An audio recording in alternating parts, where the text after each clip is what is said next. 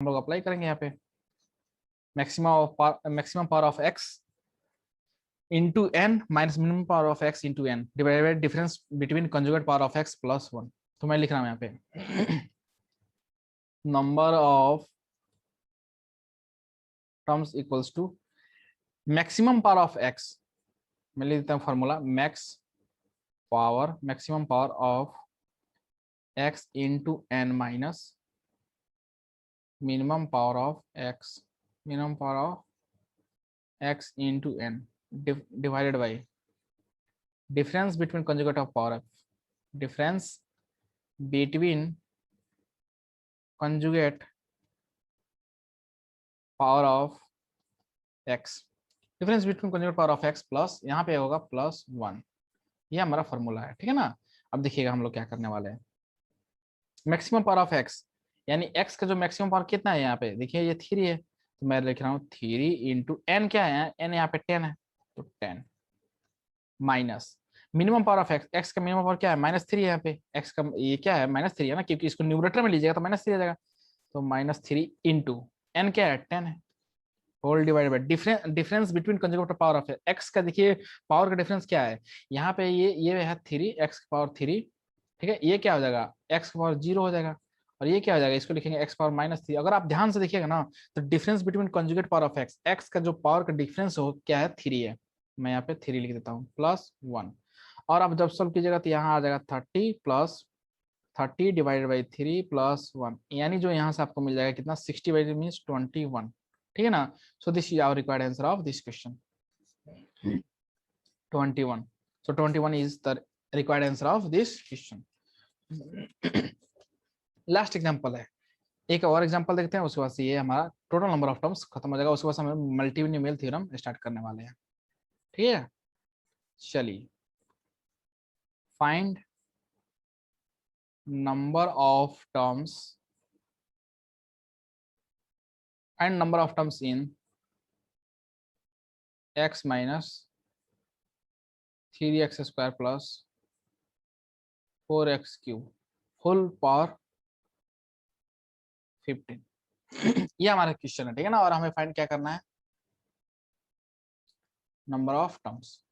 देखिए सबसे पहले तो नंबर ऑफ टर्म्स के लिए क्या करना होगा, यहाँ पे नंबर ऑफ टर्म्स, चलिए मल्टीनोमियल थ्योरम है, ठीक है। तो क्या करेंगे मैक्सिमम पावर ऑफ x यानी 3 है इंटू n क्या है 15 है minus minimum power of x क्या है 1 है इंटू 15 डिवाइडेड बाई कितना हो जाएगा यहाँ पे कंजुगेट पावर ऑफ x, तो यहाँ पे देखिए x पावर 1 है, यहाँ -3x², यहाँ पे क्या है 4x³ है, ठीक है ना। अब देखिए ये क्या है 4x³ है क्यूब, अगर आप देखिए डिफरेंस देखिए दोनों के बीच में, ये 2 है पावर, यहाँ पे 2 है, ये 1 है और 3 है, डिफरेंस कितना है इसके बीच में 1, तो 1 से डिवाइड कर दीजिए और +1 तो लगाना ही है, तो 15 एंड 30 मींस दोनों का डिफरेंस क्या 45 का डिफरेंस क्या 30 30 + 1 31। So this 31 is our required answer of this question.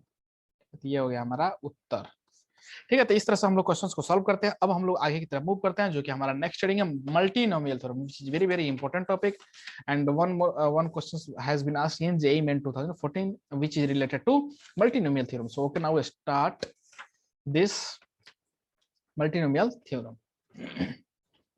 Multinomial theorem,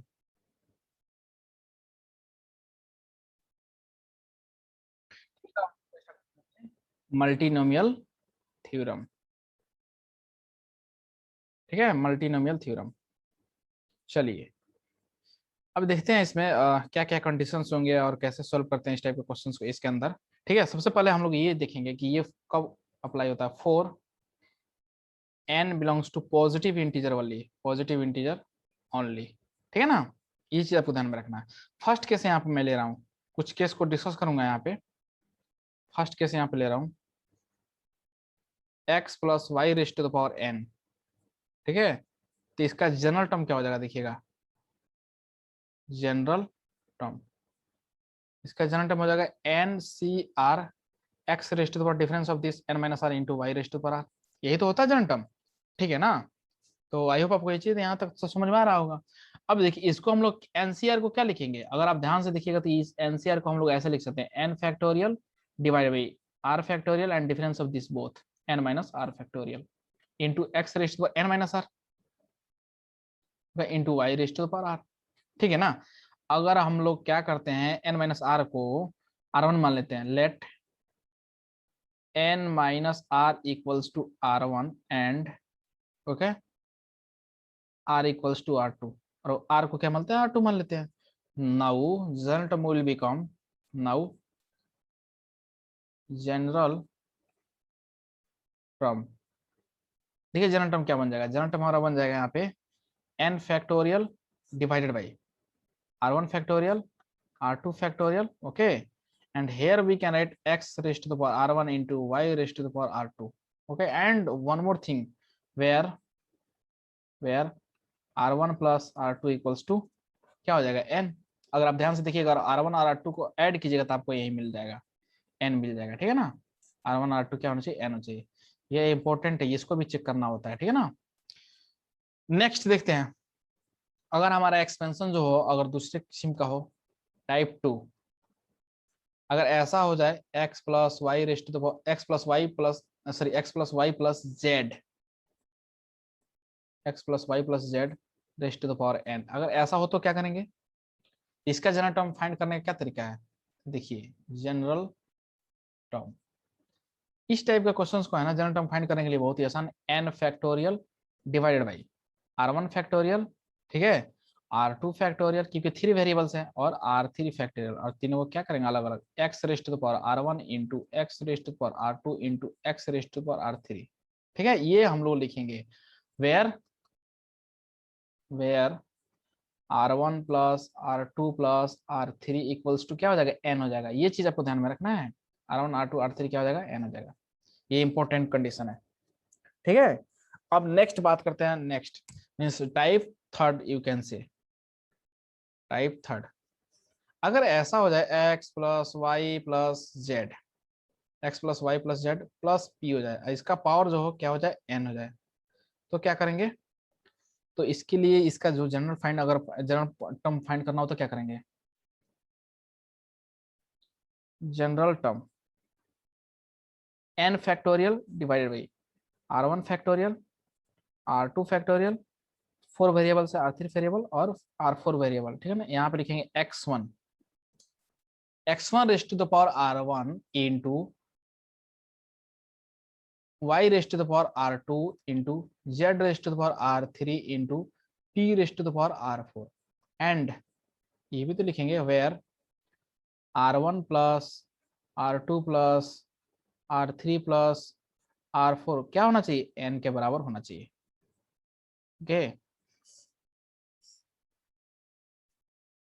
ठीक है। तो ये 4 कंडीशंस होते हैं जिसको आपको ध्यान में रखने की जरूरत है। अब हम लोग एग्जांपल से स्टार्ट करेंगे तो ज्यादा बेटर होगा, चीजें को समझ में चीजों को समझना ज्यादा आसान रहेगा, ठीक है ना। चलिए मैं यहाँ पे कुछ एग्जांपल लिखता हूँ, जैसे कि मेरा फर्स्ट एग्जांपल है यहाँ पे, find coefficients of x cube y cube z raised to the power 4 and x raised to the power 4 y raised to the 4 z cube, okay, in the expansion of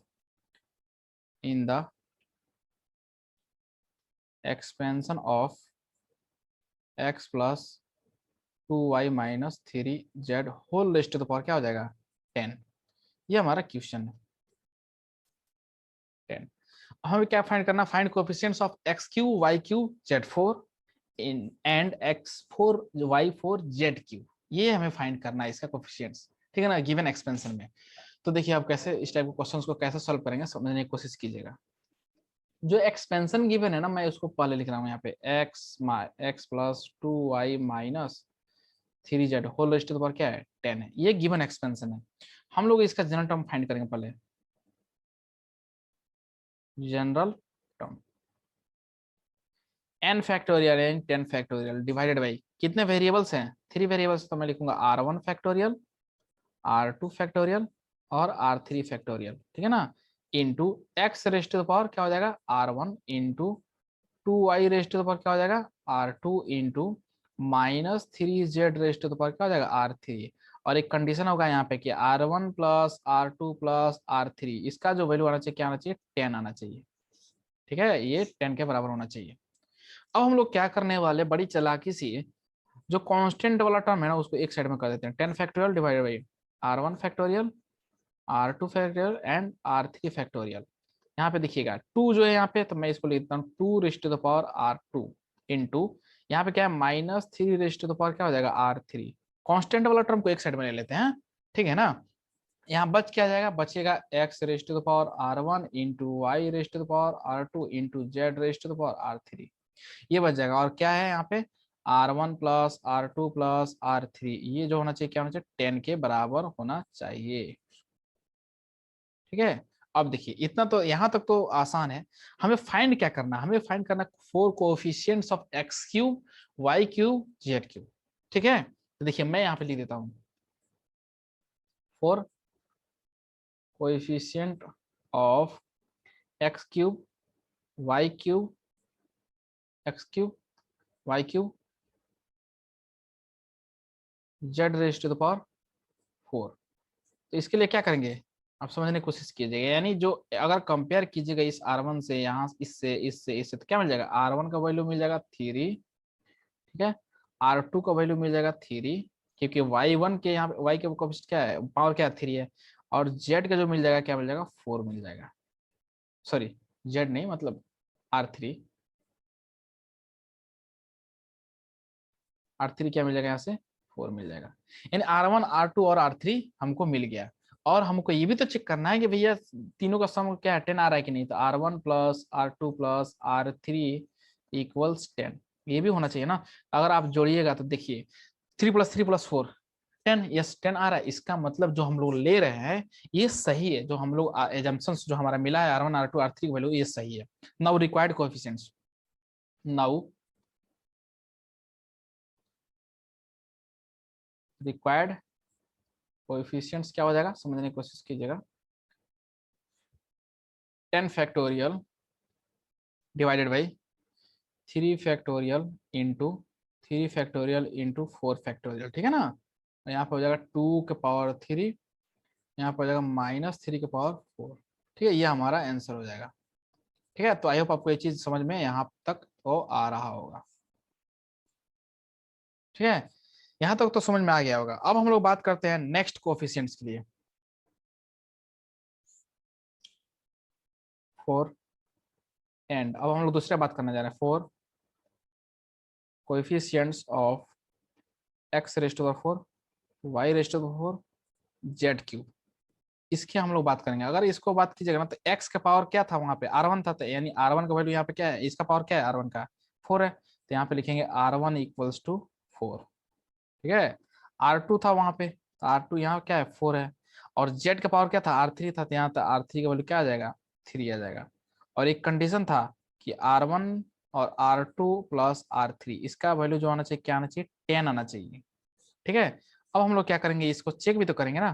तो ये 4 plus 4 और ये 3, इसको अगर add कीजिएगा तो कितना आ जाएगा, 4 प्लस 4 11 आ रहा है।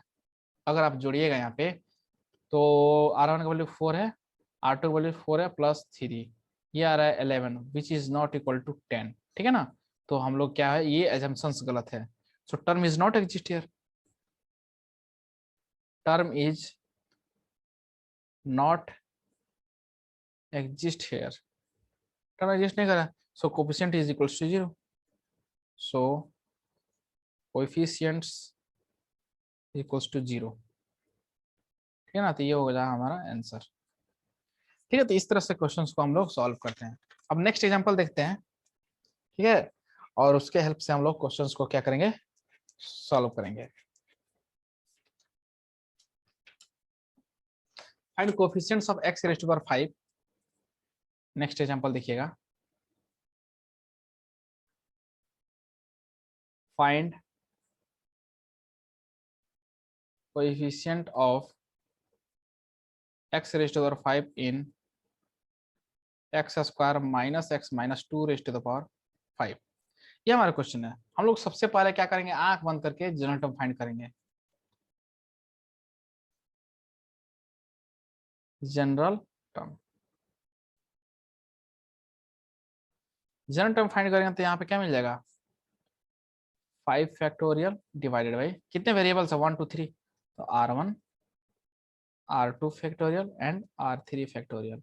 यहाँ पे लिखेंगे, क्या लिखेंगे, x square raised to the power means first term raised to the power R1 into second term minus x raised to the power R2 into -2 raised to the power R3। ठीक है, और ये इसका जो वैल्यू आ जाएगा क्या आना चाहिए, R1 plus R2 plus R3 के जो वैल्यू आना चाहिए क्या आना चाहिए, 5 आना चाहिए। ये चीज तो पक्का है। ठीक है, अब देखिए हम लोग क्या करेंगे, हम लोग क्या करेंगे, कांस्टेंट वाला जो टर्म है ना एक साइड ले लेंगे, तो इसको हम लोग इसको थोड़ा सा ऐसे करके सुंदर बना के लिखेंगे, तो R1 फैक्टोरियल, R2 फैक्टोरियल और R3 फैक्टोरियल हो जाएगा। ये जो हो जाएगा -1 रेज टू द पावर क्या हो जाएगा, R2 into -2 raised to the power क्या हो जाएगा, R3। ठीक है, -2 रेज टू पावर R3, और x का पावर क्या हो जाएगा, देखिएगा x का पावर यहाँ से आ जाएगा 2R1 प्लस, ठीक है, ये क्या आ जाएगा R2, ये आ गया। और हमारा एक कंडीशन तो पता ही, R1 प्लस R2 प्लस